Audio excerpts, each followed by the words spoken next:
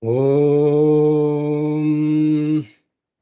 Vishwandarpana Drishyamana Nagari Tulyan Nijantargatam Pashyannatmani Mayaya Bahirivod Bhutan Yatha Nidraya Yat Sakshat Kurute Prabodha Samaye Swatmanamevadvayam Tasmai Shri Guru Murtaye Nama Idam Shri Dakshinamurtaye Om Narayanam Padmabhuvam Vasishtham Shaktin Cha Tatputra Parasharancha Vyasam Shukam Gaudapadam Mahantam Govinda Yogindra Mathasya Shishyam Shri Shankaracharya Mathasya Padma Padanja Hasta Malakancha Shishyam Tantotakam Vatikakara Manyan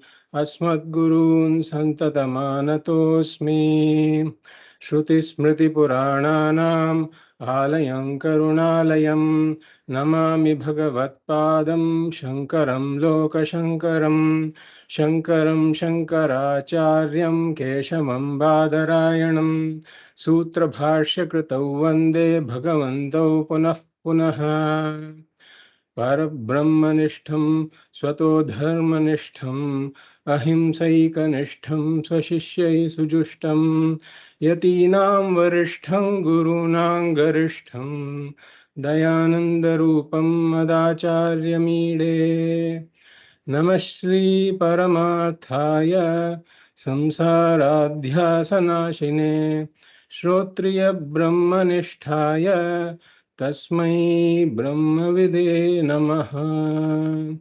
Sadashivasamarambham Shankaracharya Madhyamam Asmadacharya Paryantam Vande Guru Paramparam Om.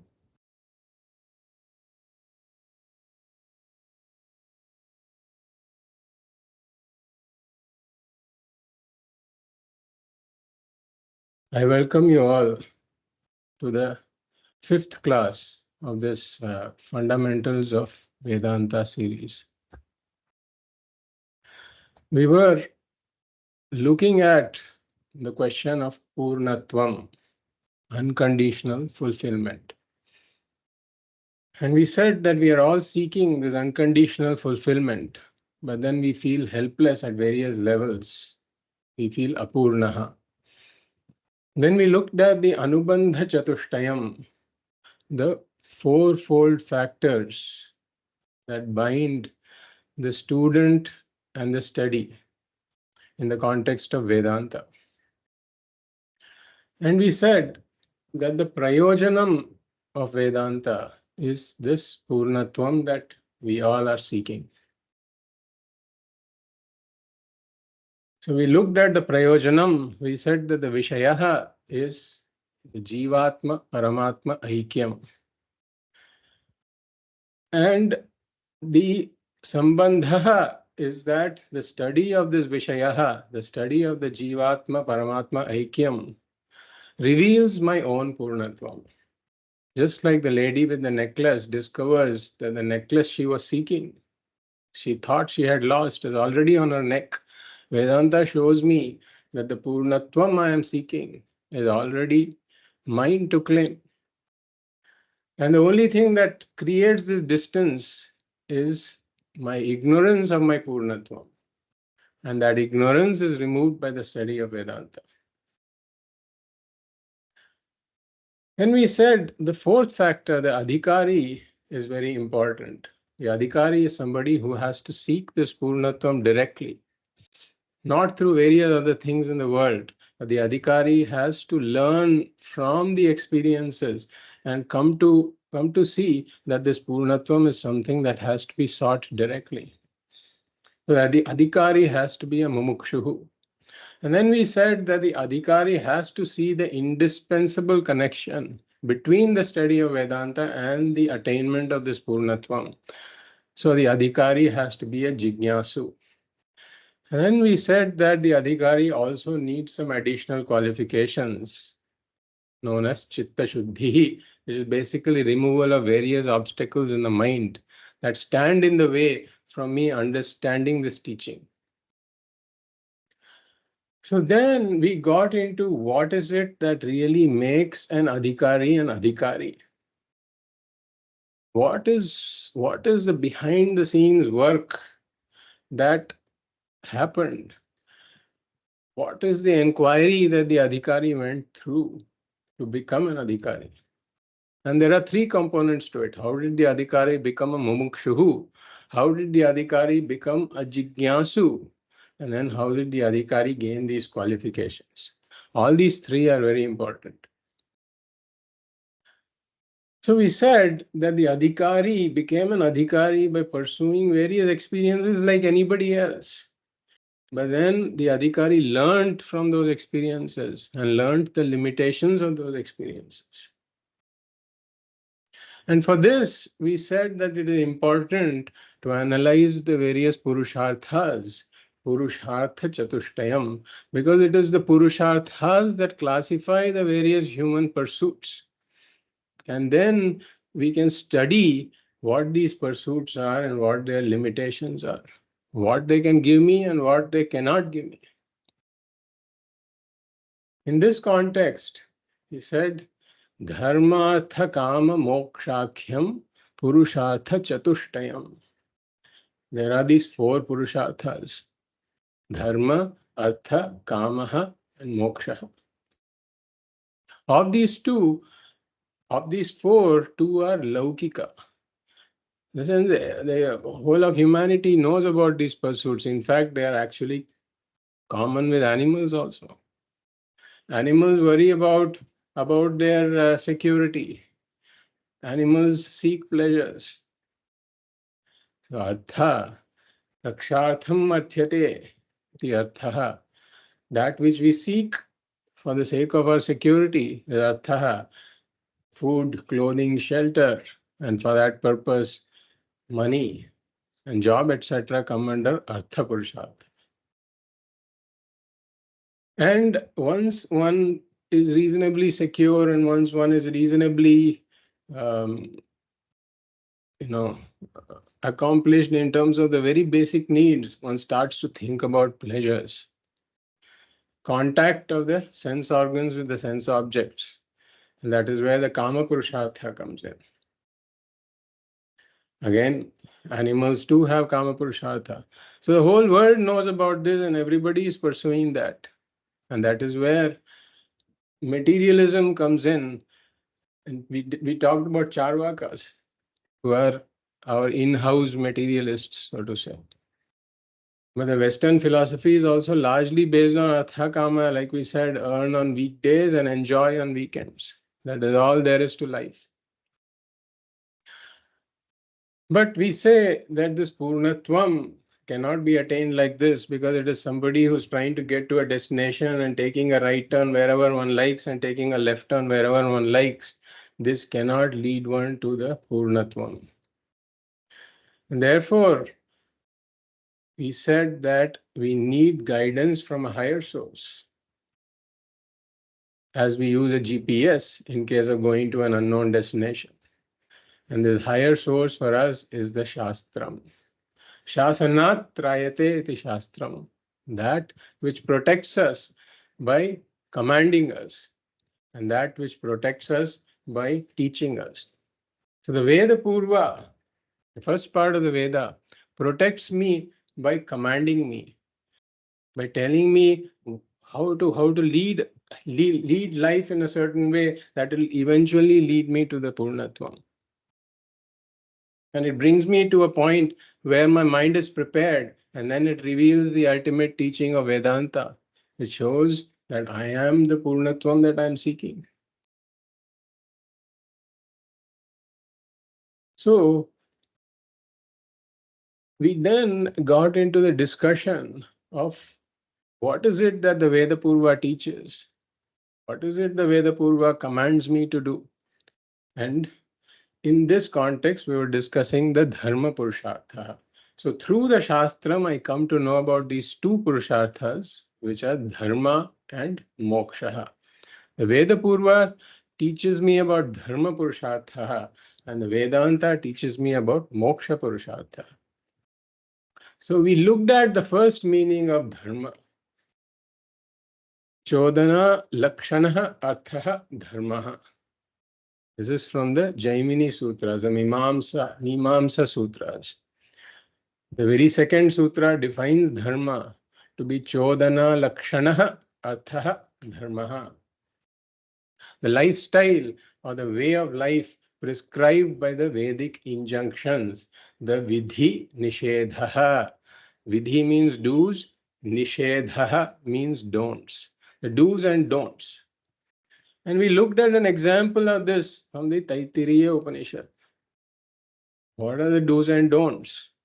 Satyam vada, dharmanchara, swadhyayaan ma pramadah, satyanna pramaditavyam, dharmanna pramaditavyam, swadhyaya pravachanabhyanna pramaditavyam, deva pitrakaryaabhyanna pramaditavyam, matrudevo bhava, पितृदेवो भव, आचार्य देवो भव, अतिथि देवो भव. So Satyam Vada. I don't want to be lied to. I don't want to be cheated. I don't want to be hurt. So these are common sense values, we said. I know how I want to be treated. We said, Atmanah pratikulani pareshanna samacharet. I know how I don't want to be treated. Atmanah pratikulani. Pareshan na samacharet. I should not be treating somebody else in that way. I don't want to be lied to. I don't want to be cheated. I don't want to be hurt. So I know commonsensically that others also expect this from me. These become common sense values. The Veda urges one to do what one already knows. In this case, it is reaffirming the value that I already know. And then we talked about these values being eternal. And that is why this is called Sanatana Dharma. Sadatana becomes Sanatana, that which pertains to eternity. And these attitudes, Matrudevo Bhava, Pitrudevo Bhava, Acharya Devo Bhava, all this is reverence and service to my mother, to my father, to the Acharya, because I have to have a sense of gratitude to them for what they have done for me. So this is more an expression of my gratitude. The reverence is something I owe to them for something that has already been done. Therefore, there is nothing I should be expecting in return for this. And doing namaskara helps cultivate humility. Humility is an important virtue. A person who does not have an altar at which the person can lower his own head or her own head, such a person can become very arrogant. Everybody needs an altar where one lowers one's head in respect.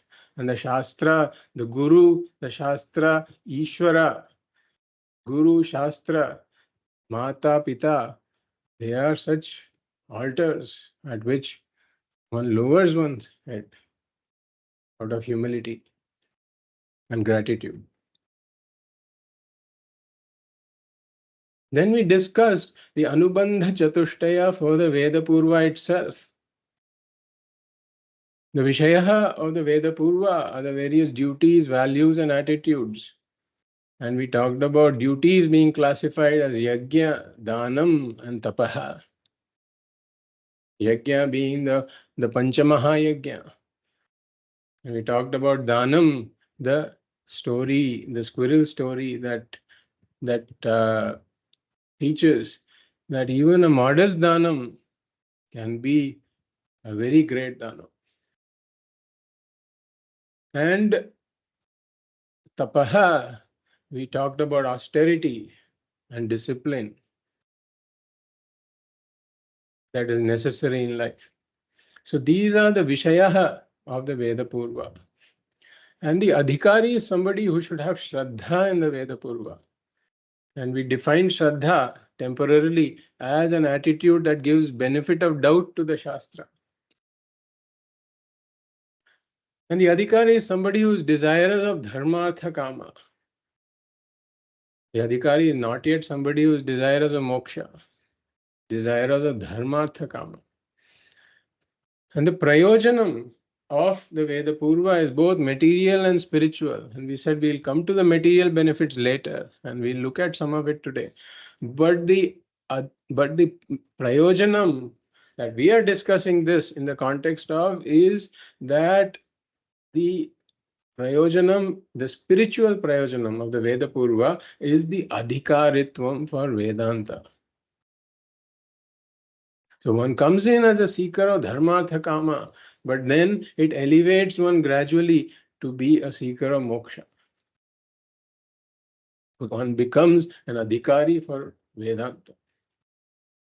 And the sambandha is that the anushtanam of these duties, the cultivation of these values and attitudes, that leads to the prayojanam of Veda Purva. This is Dharma, Artha, Kama. In this case, knowledge alone is not enough. As we saw in the case of Vedanta, the rise of the knowledge itself gives me the Purnatvam. In this case, one needs to do the Anushtanam. And the Puranas bring to life these duties, values, and attitudes. We saw the example of Harishchandra, Sri Rama, and Shravana Kumar. And it is very important for the role models in the society to be dharmika people. They have to be followers of Dharma. And these days, the role models are predominantly those who are who highlight Artha and Kama. And that is not a very good position for the society to be in. The Bhagavad Gītā says, Yadyad acharati shresthaha. Yadyad acharati shresthaha tattadevetaro janah.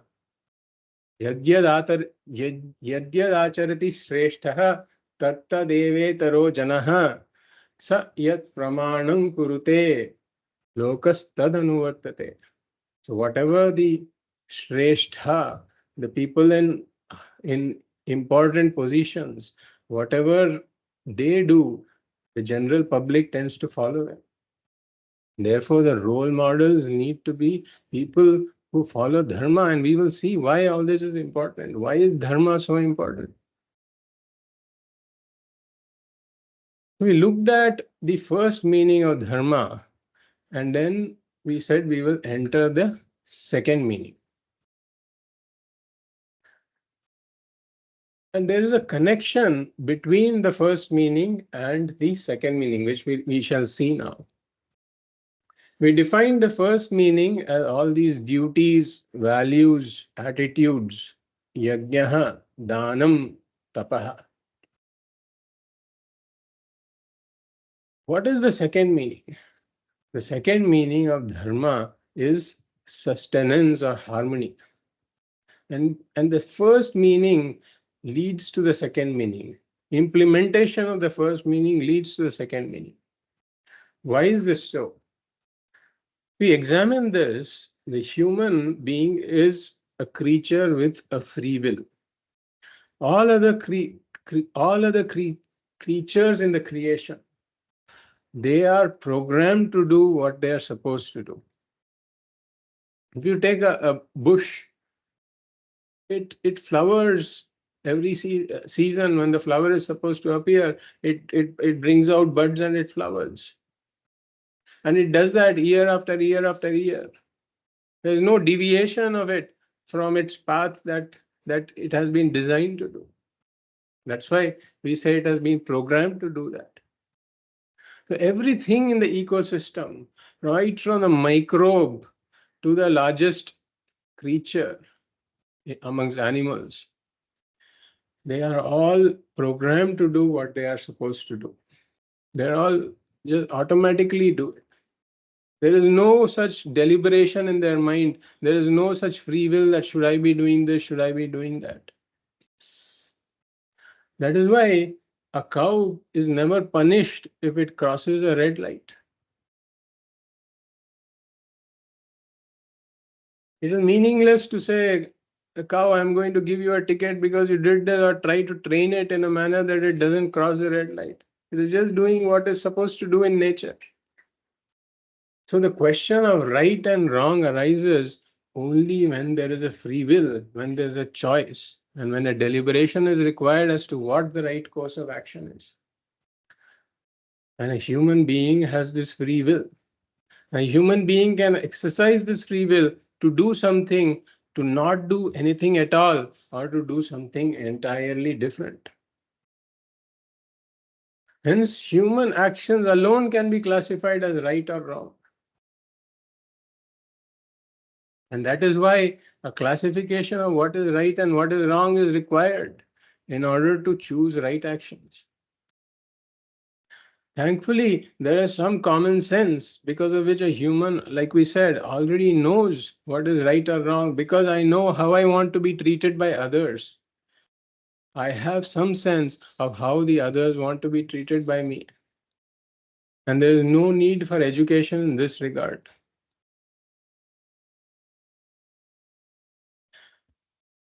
Now, what is duty? If we go to the first meaning of dharma, we said duty is one of the meanings. So, what is duty? Duty is the performance of right action in any given situation. There are a choice of actions available to the human being, and I should be choosing the right action. And that is what the Veda Purva is urging me to do. In any given situation, choose what is right, not just what is convenient. A lot of times, human beings tend to choose what is convenient because it is easier. And if one is really duty bound, one should be doing what is right, not what is convenient. So when every person does what is duty for that person, then there will be harmony, the Veda Purva says. And that is why the second meaning of dharma is harmony. It sustains this very infrastructure. It sustains the entire creation. It preserves, it unites, it preserves. That is where the second meaning of dharma comes from. So what are the just one more point before we go further. There is a third meaning of dharma that we are also look into. The second meaning of dharma is something that can be seen by us. This harmony is something that will be visible to the person who follows dharma. The third meaning is an unseen consequence. So the second meaning, this harmony, this preservation, this maintenance, is a seen consequence. Whereas the third meaning is an unseen consequence. That's why this harmony, preservation, etc. is a drishtam, whereas the third meaning is adrishtam. You'll see that later. When we talk about harmony, at what level is this harmony? We say there are multiple levels at which this harmony is required. One is at the individual level, then the other is at the family level. The third is at the level of the community or the society. And the fourth is at the level of the environment. The dharanat dharmaha. This is the second meaning. That which harmonizes, that which preserves, that which maintains, that is dharma. So some examples of this we already know. How does performance of duty create and maintain harmony? So we can take the example of a football game. Now, in a football game, each person is assigned, each player is assigned a certain duty. The goalkeeper's duty is to stand next to the goalpost and defend it, whereas all the other players run around. Uh, and I am not as familiar with football as I am with cricket, but there are all these players. I don't know there's some quarterback and things like that. I don't know if that is rugby terminology or football terminology, but based on what a person's role is, that person is supposed to operate in that area. Now, imagine what will happen if the goalkeeper says that all the other players are having all the fun, so let me also start running around. So this will cause chaos in the game. Similarly, you can imagine a machine designed by a person, and that machine has got nuts and bolts and gears. So the job of the nut is to stay in place and hold the machine firm while the gear rotates. Now the nuts and the bolts start to say that the gear is having all the fun. I want to start moving like the gear. And what will happen? The whole machine breaks down. Similarly, in a musical orchestra, each musician, each instrument has a role to play. A particular musician's role will be just in once every 30 seconds play the particular note. And some others, they have to play every second, they play their instruments. So the orchestra, the beautiful music is produced only when each musician in the orchestra does their job to perfection. What will happen if the musician says that I want to play the note that is convenient to me, not the note that is right? And what will result is cacophony. Similarly, the Veda sees the entire creation as this well-oiled machine. This entire creation, every little creature has a role to play. The trees give out oxygen and we take in oxygen. We give out carbon dioxide, the trees take in carbon dioxide. There are trillions of microbes in my gut. So there is this entire thing is about mutual interdependence. I am not something who can survive as an isolated individual. This whole thing is interconnected. Everything depends on everything else. And disturbing parts of this ecosystem can result in disastrous consequences. And one has to have certain sensitivity to see the entire thing as a well-oiled machine in which everybody has a role to play, including myself. I cannot just say that everything else should play its role, but not me. So there has to be a certain sensitivity to recognize what is my role in this whole thing and play my role to perfection, at least as best as I can. So let us examine what this individual harmony is, what this familial harmony is, what this societal harmony is, what this environmental harmony is. Let us come to the individual level. And we said we all know commonsensically to a large extent what is right and what is wrong. Even a thief, if the thief has a partner and they loot a bank, and a few hours later they escape the police and they come back home, then even the thief will expect that the partner shares the loot equally, or whatever they have decided. The thief will expect a certain integrity on part of his partner. So in the Mahabharata, Duryodhana says, Janami dharmam nachame pravrittihi, janamya dharmam nachame nivrittihi, केनापि देवेन हृदि स्थितेन यथा नियुक्तोस्मि तथा करोमि. So even Duryodhana says, I know what is dharma, janami dharmam, nachame pravrittihi, but I am not able to operate according to that.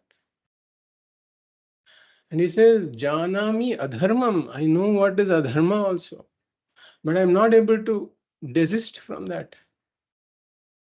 केनापि देवेन हृदि स्थितेन यथा नियुक्तोस्मि तथा करोमि. There is some force within me which is compelling me to do this, to do that. So it is not that one doesn't know. Then the question is, why does one do wrong then?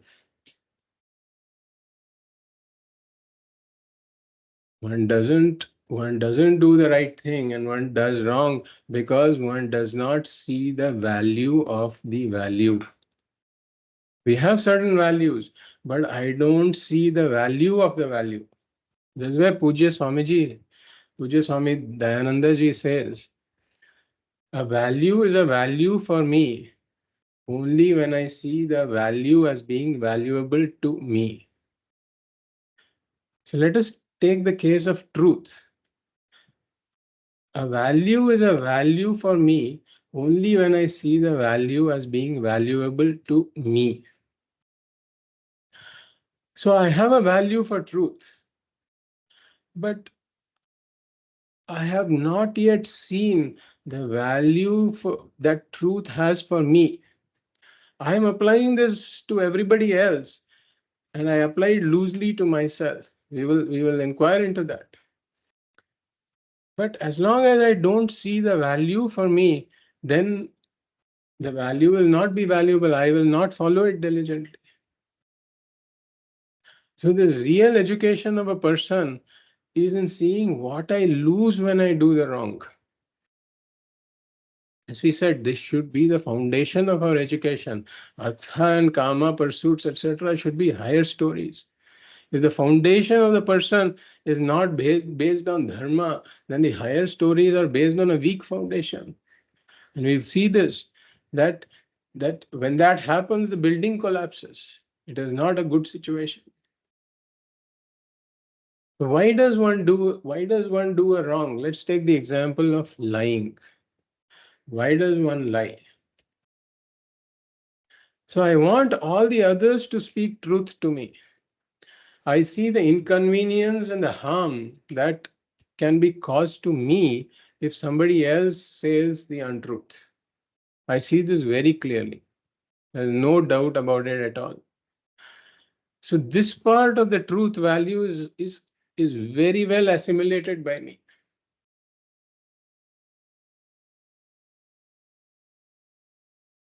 I also know that I am expected to speak the truth.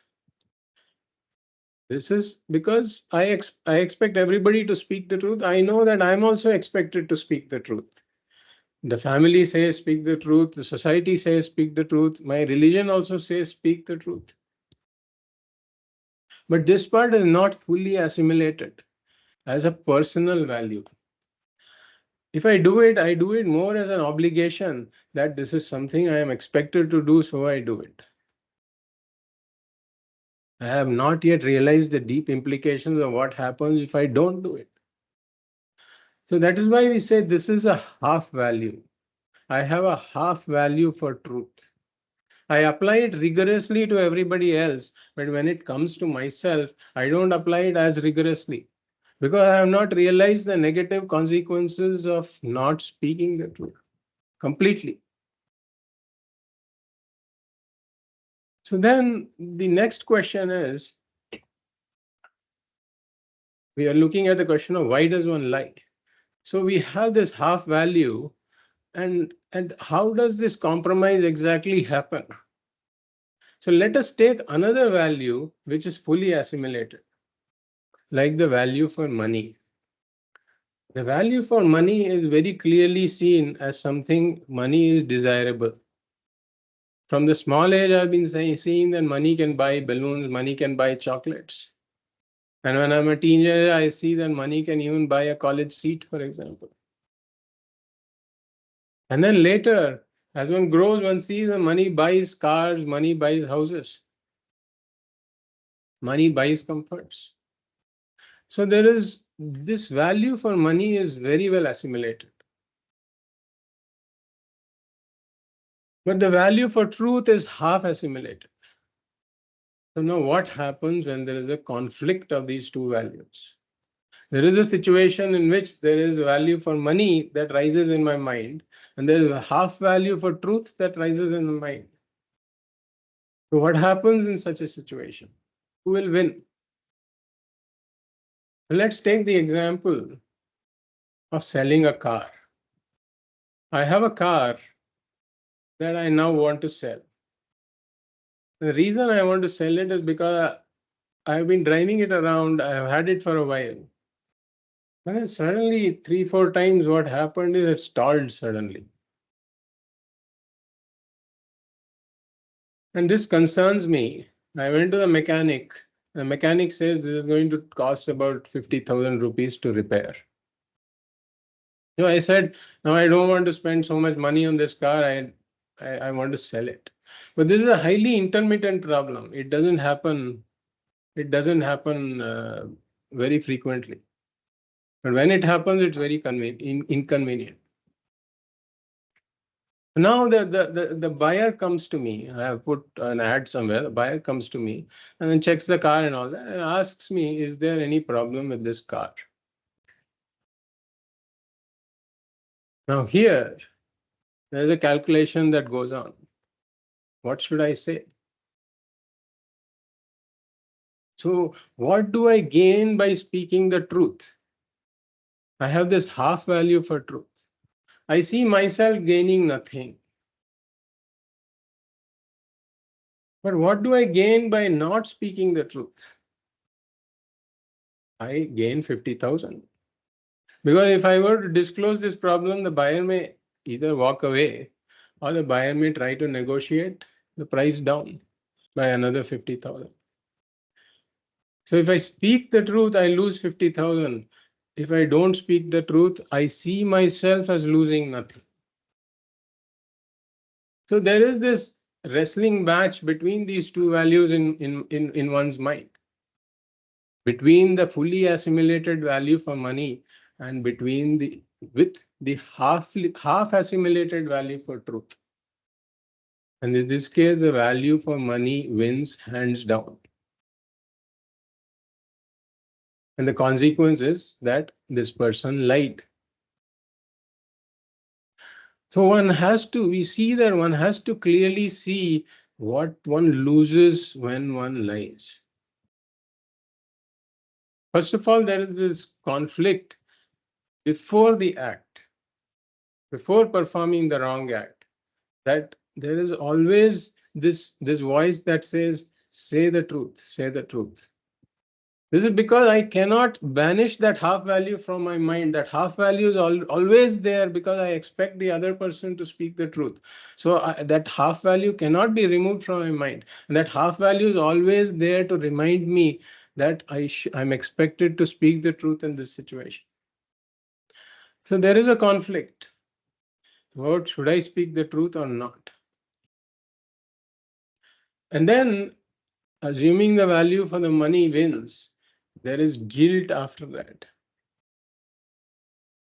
And then there is, depending on the magnitude of what the action is, there is fear of getting exposed. There is some worry. There may be some sleepless nights.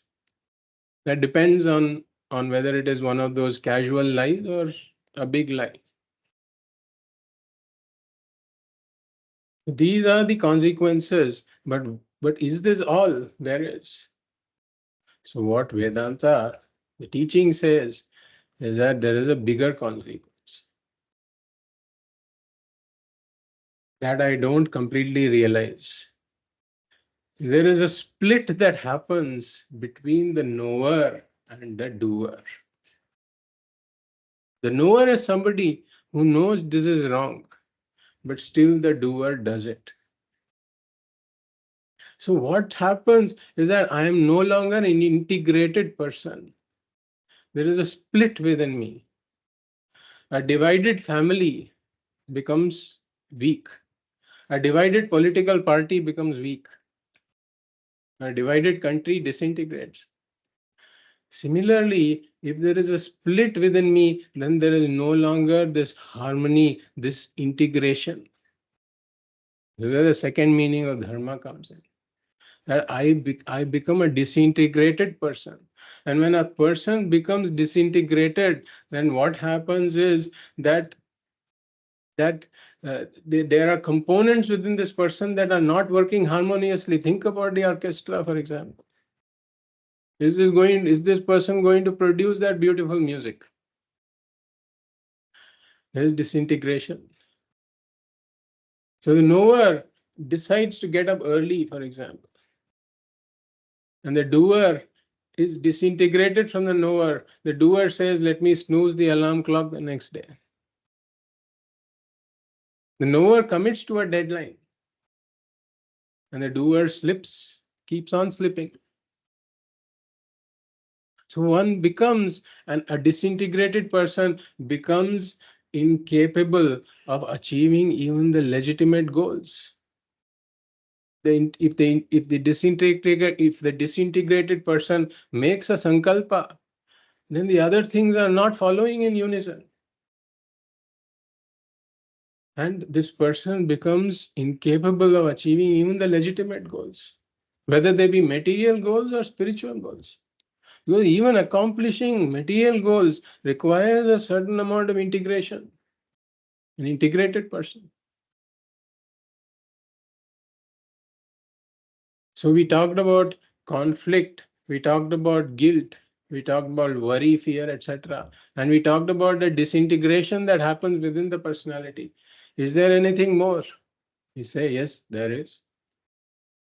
Because we should look at the question of why did I lie to begin with? Because of the money. And why the money? Because I see the money as buying comforts. And therefore, I picturize myself as this money buying me comforts. And now the question is, what are those comforts for? They are not for the sake of the comfort itself, but in order to make me comfortable. So then me comes in. Amidst all those comforts, I have to be comfortable. That is my eventual aim. And this is related to the question that we have discussed earlier about Purnatvam. Ultimately, it boils down to me getting fulfilled, me becoming happy, me being comfortable. So the reason I compromise this value is for the sake of the money, which I am hoping will make me comfortable. But in the process of disintegration of my personality, what has happened is that I have compromised myself. I have become conflicted, I have become guilty, and I have become the split person. Like Ravana's 10 heads, they indicate a highly disintegrated person because each head is thinking in a different direction. So I have created these a mind riddled with conflict, guilt, worry, and this disintegration. And what we say that even if I get some comfort out of if I get that comfort out of that extra money that one gets through lying, because of the disintegration of the personality, one will not be able to enjoy that.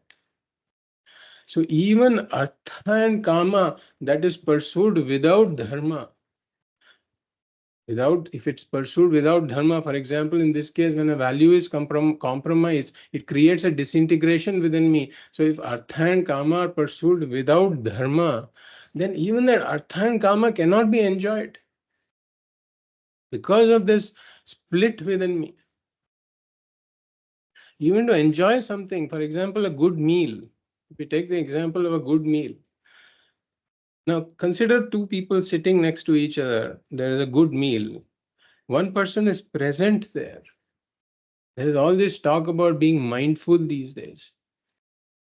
So the mindfulness has to be there. Whatever we are doing, one has to be able to be mindful. So this person who enjoys the meal, who enjoys the tastes, etc., is really enjoying the meal. Now consider another person sitting next to him who has the same meal on his plate. But then his mind is riddled with guilt, worry, conflict, and the split where this person is thinking about something else, is not even present there. How can this person enjoy the meal? So even to enjoy artha and kama, for the artha to give security and for the kama to give pleasure, the person has to be present. And one is compromising oneself, one is losing oneself in this process of violating dharma. So when dharma is violated, because of these issues, one is not able to enjoy the artha and kama also properly. So one may be sitting in a luxurious house on a comfortable couch, watching a big screen TV, whatever, with a decent family around. But then if one is disintegrated, then even in the midst of all this security, one will feel insecure. Even in the midst of all these comforts, one is not feeling happy. So one says that one becomes incapable of even achieving the artha and kama through the compromise of dharma. What to talk about moksha? Even the transient happiness that artha and kama give, that cannot be fully enjoyed, fully appreciated by this person. So there's something that Mahaperiyava has said in this context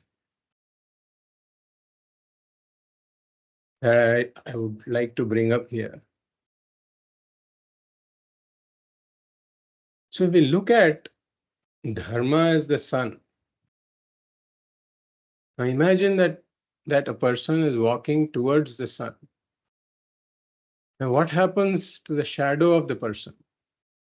The shadow of the person comes behind the person. So what Mahaperiyava says is that all this wealth, name, fame, etc., wealth, name, fame, all of this, it basically come under the category of artha and kama to some extent. So wealth, name, fame, or artha and kama, they come behind this person who goes towards the sun. Towards the sun that represents the Shastra, the Dharma, all these values, etc. But then, if a person is too enticed with the Artha and Kama, and then the person turns away from the sun and begins to chase the shadow, and what happens to the shadow? The shadow runs away from this person.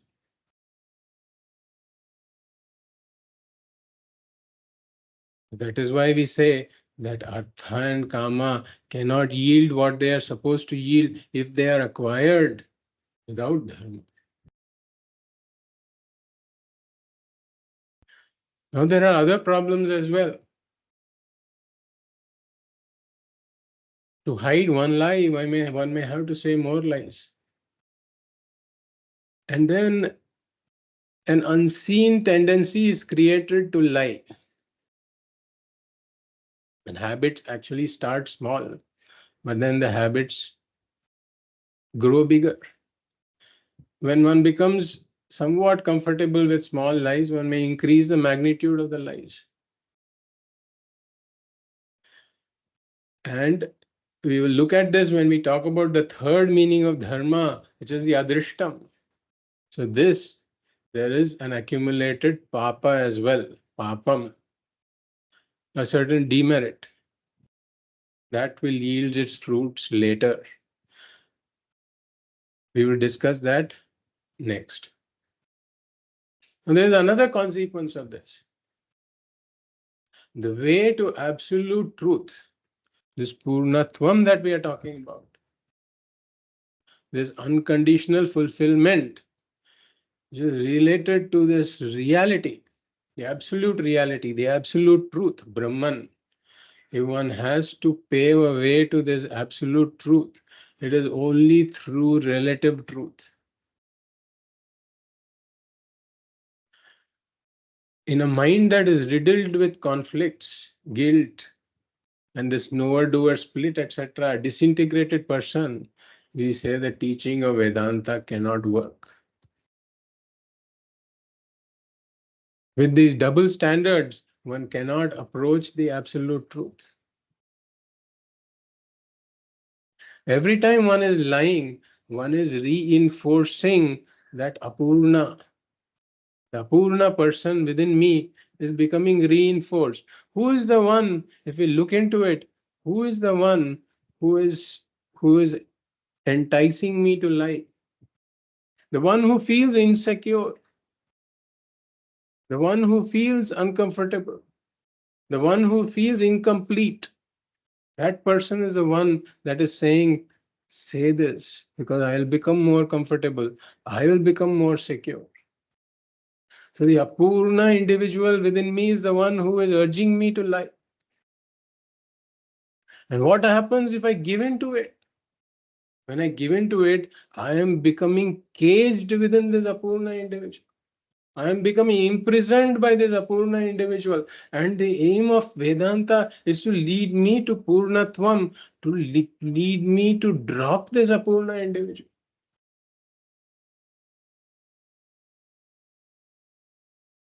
So I continue to be caged and imprisoned by my own lives. This Apurnatvam continues.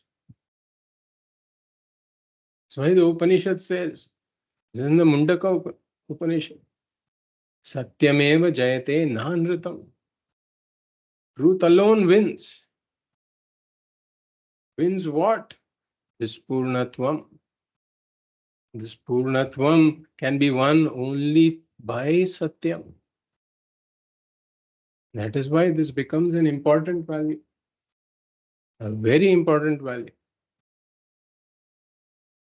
Now there are other values also. For example, Bhagavad Gītā, chapter 13, mentions a series of values. We'll study that when we get the opportunity. It starts off like this. Amanitvam adambhitvam ahimsa kshantirarjavam acharyopasanam shaucham stairyam atma vinigraha. It talks about amanitvam, humility, adambhitvam, non-hypocrisy, ahimsa, not hurting others in thought, word, or deed, shantihi, accommodating others, arjavam, straightforwardness in my dealings, alignment of thought, word, and deed. So why are these values, all these values that we are talking about, why are they important? There is another reason. That they manifest spontaneously in a jnani. A person who has understood the teaching of Vedanta, a jnani who is a jivan muktaha, who has seen that purnatva, in this person who is complete and fulfilled with himself, atmani atmana tushtaha. So such a person who is complete and fulfilled will not see a need to violate any of these values. They actually happen spontaneously for that person.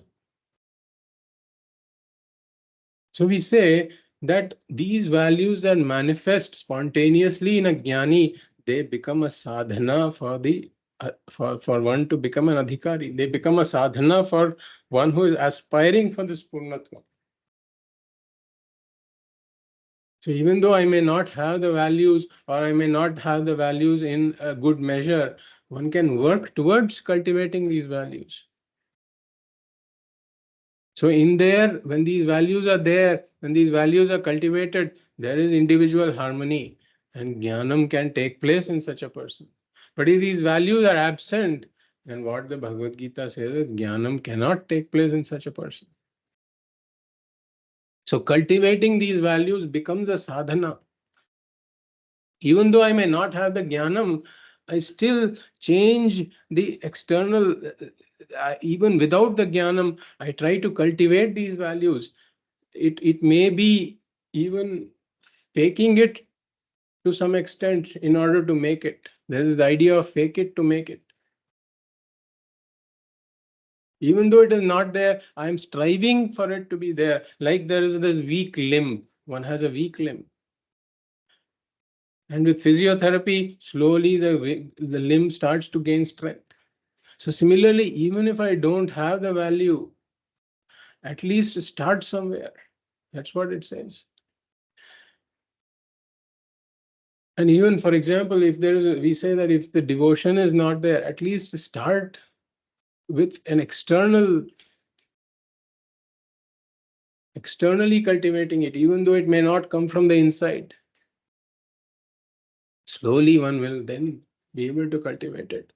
So some of these sadhanas, some of these values become sadhanas. And for example, when there is a running train and one wants to get into it, then first one runs at the speed of the train, even though one is not in the train.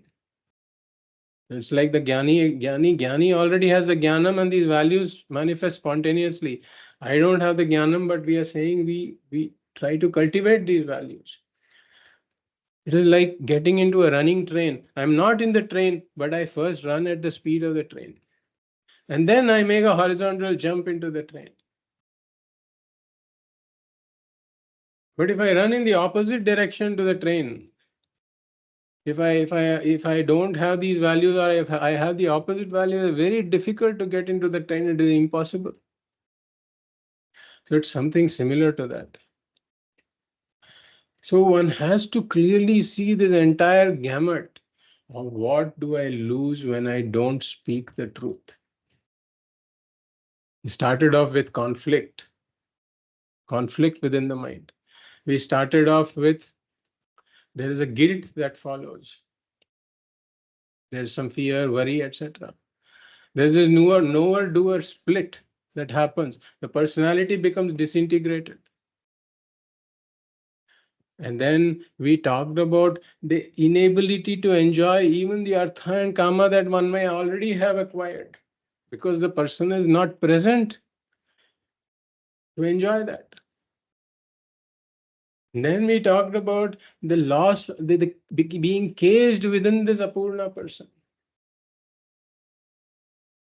I am being imprisoned by the lack of these values. And the fact that jnanam can only take place when these values are there. So when I'm compromising this value, I am not really compromising the value, I am compromising myself. So this should be seen as a form of self-poisoning.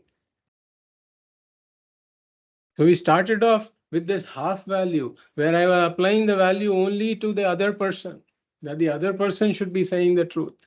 But when I see all this, then I will helplessly start to apply this more rigorously to myself as well. Why would I want to poison myself? Then speaking the truth becomes choiceless. See, what is choiceless? When I don't have an option. When I don't have an option at all, that is called a choiceless thing. I have a choice only when I have a half value for truth. Should I say the truth or should I not say the truth? But when I see all the consequences of how this affects me, materially and spiritually, then this half value for truth becomes a full value. It becomes a fully assimilated value. I have completely assimilated it because now I see how it hurts me if I don't follow it. That is why a value of a value, a value is a value only if the value of the value is seen as valuable to me. I see how this affects me. Then lying is not an option at all. Lying is not an option. Think about this, that if there is a certain tasty food lying in the gutter, will I ever pick it up and eat it? I have a fully assimilated value for hygiene. I will not even touch it. Similarly, if I have a fully assimilated value for speaking the truth, which not just applies to others, but to myself, because I see all these damaging consequences of it to me, then not speaking the truth is not an option at all. So if I have to lose the 50,000, so be it. There is no compromise on speaking the truth. The value is not up for sale. So these are the consequences of dharma. And following dharma, the person becomes integrated. Not following dharma, the person becomes disintegrated. So we will stop at this point. There are more things to discuss here with respect to the second meaning of Dharma itself, which we will take up in the next class. Om Purnamadah Purnamidham Purnat Purnamudachyate Purnasya Purnamadaya Purnamevavashishyate. Om Shanti Shanti Shanti. Hari Om Shri Gurubhyo Namaha. Hari Om.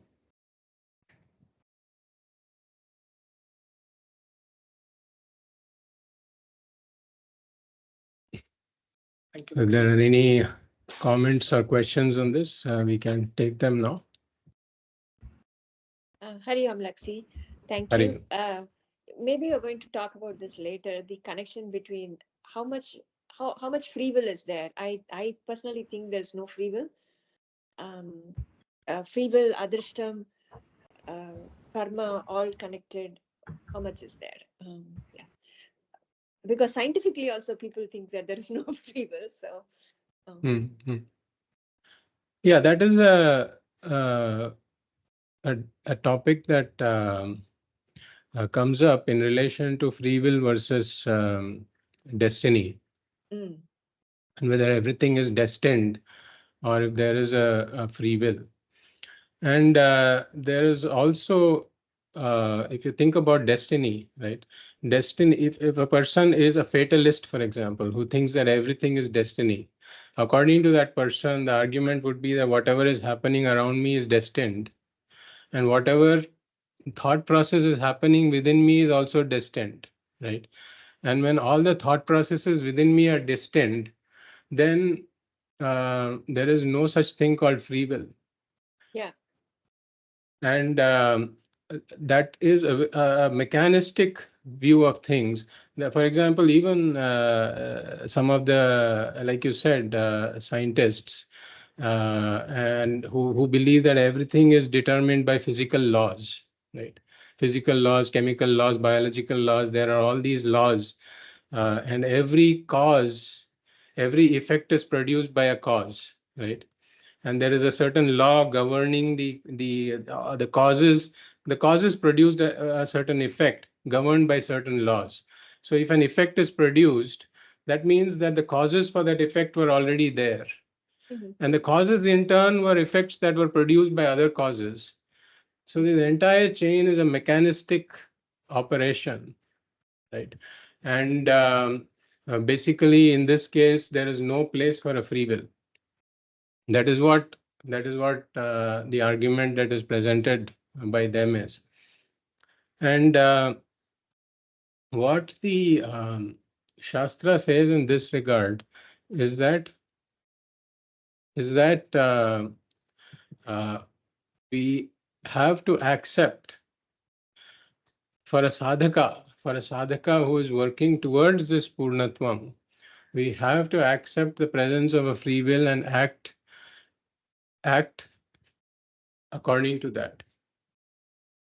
Because for example, you take even in legally, for example, if a person commits a crime and lands up in court, and the person presents this argument of the scientist saying there's no free will, so all of this mechanically happened, and I did not use my free will to commit this crime. It's all destined, and it's all a series of mechanical working of the physical laws that produce this effect that I murdered somebody, right?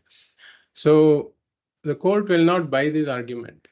The court will still jail that person, right? So this argument, there are a lot of scientists who present this argument, but we don't accept it. Even the country's constitution will not accept it, and similarly, Vedanta also does not accept this. It says you have to work with the assumption that you have a free will, that you have choice, and you are deliberating these choices, and you have to pick the right choice. You have to make an effort to pick the right choice, and that is where the free will comes in. But then once one gains the jnanam, right, the purnatvam, and once one comes to this reality, then the jnani transcends both free will and destiny. And for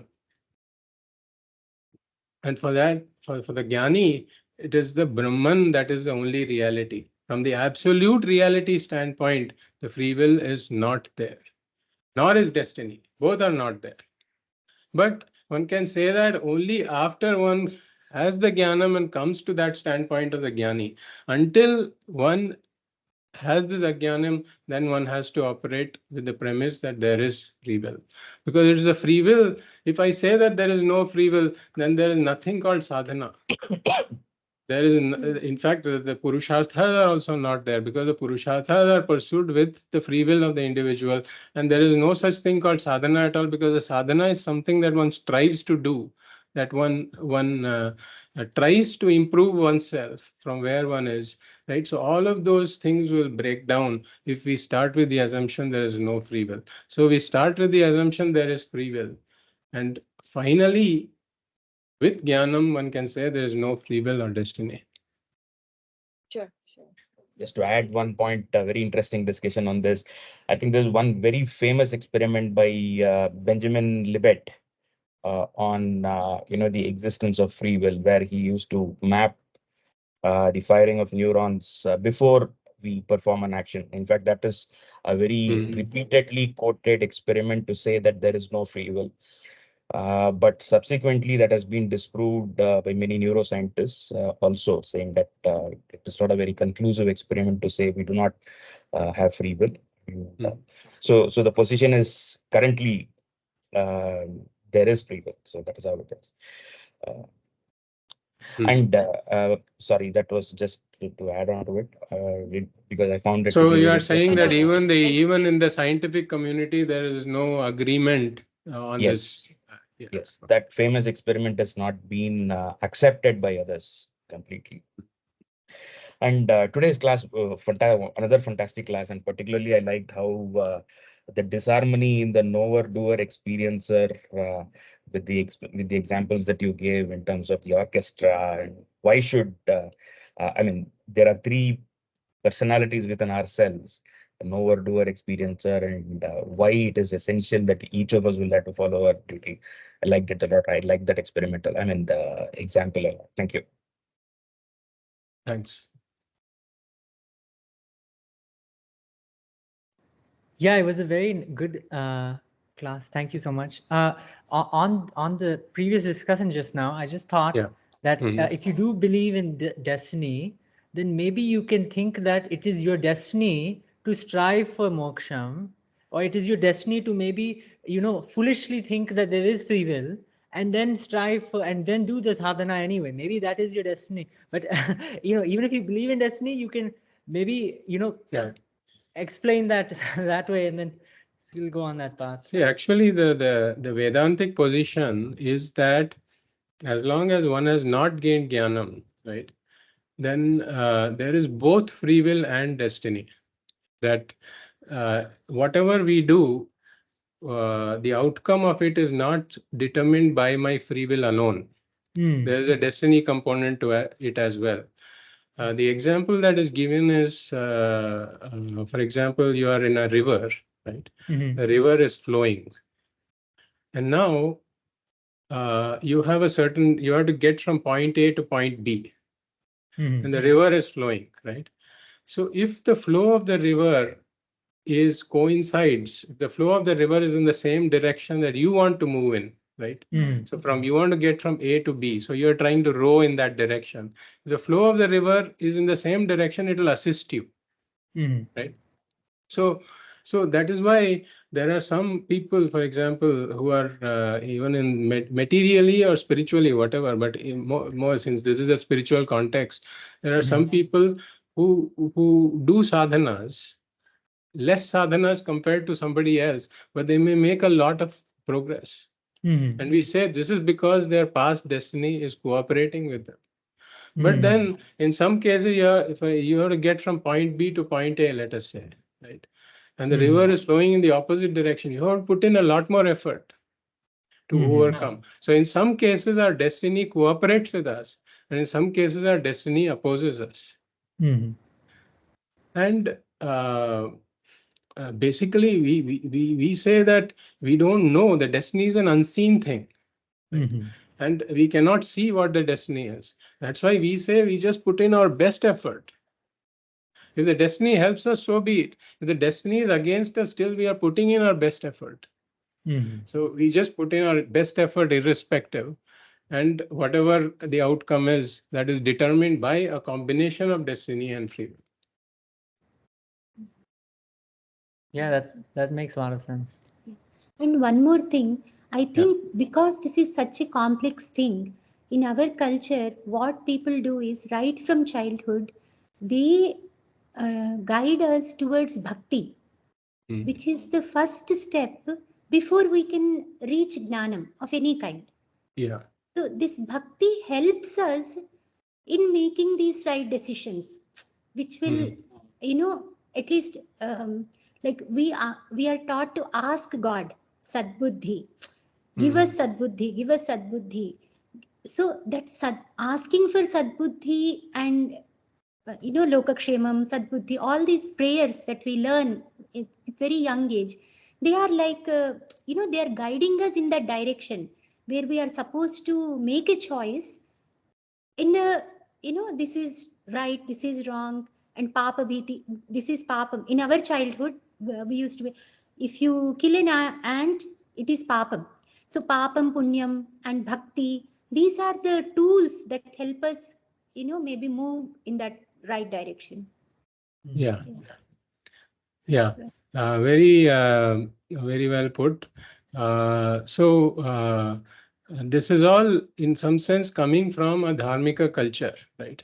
The culture is governed by dharma, and all of what you said is a part of that dharma, right? A lifestyle, the Vedic lifestyle that is governed by the injunctions of the Shastra.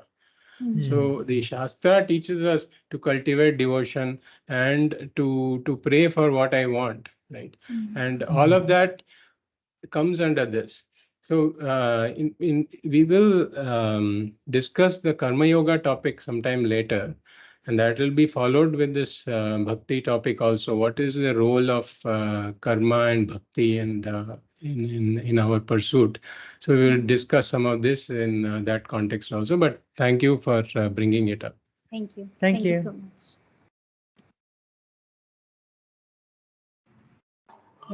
So I have a small request to make. I have a couple of my friends who would like to join in from the next class. Can I share the link for the previous recordings, ask them to go through it and then join us? Will that be all right? Yeah, sure, definitely. Yeah. Thank you so much. So you can also send once they are okay with it, you can perhaps send their contact information to me so that I can add them to the group, or I can forward you the link to join the group and they can join it either way. Wonderful. I'll share their contact details. I'll be speaking to them after the class. I will share their contact details so that it's more structured and organized. Okay, sounds good. Thank you so much. Hari Om Lakshi. The context of this half value, this is the first time I've heard it. It's actually very beautiful how it ties this disintegrity between the personalities that come up as a framework. And I can definitely see it not only in the context of truth as the value you explained, but in all the other transactional things that we do. So the framework is very beautiful. So thanks for sharing that. Yeah, mind and intellect not working in sync is because of the disintegration between. That's very interesting.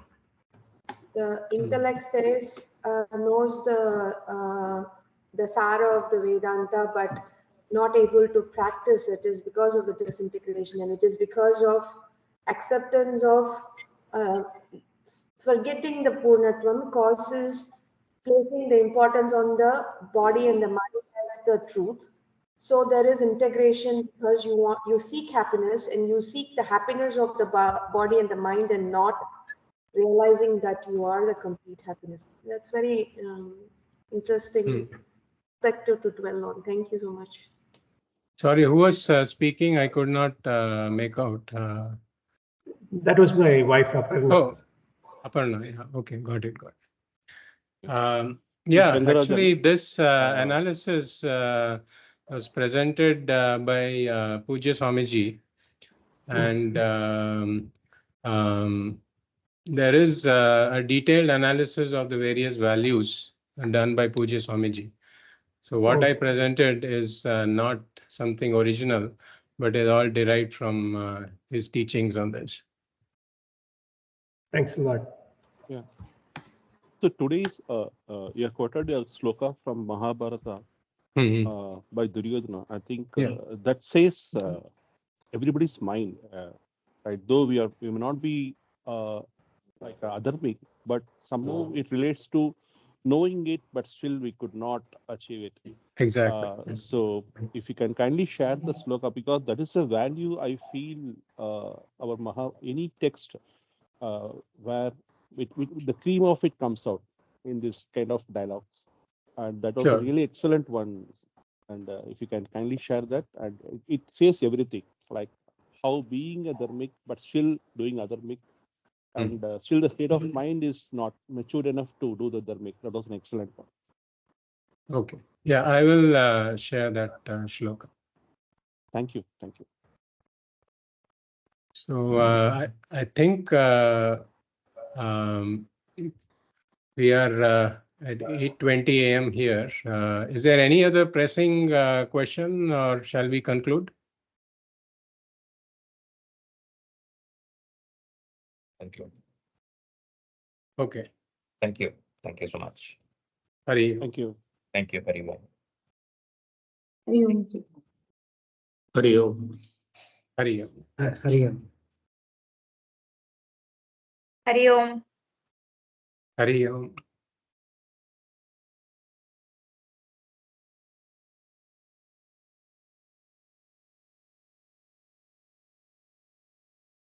Hari Om, Guruji. Hari Om.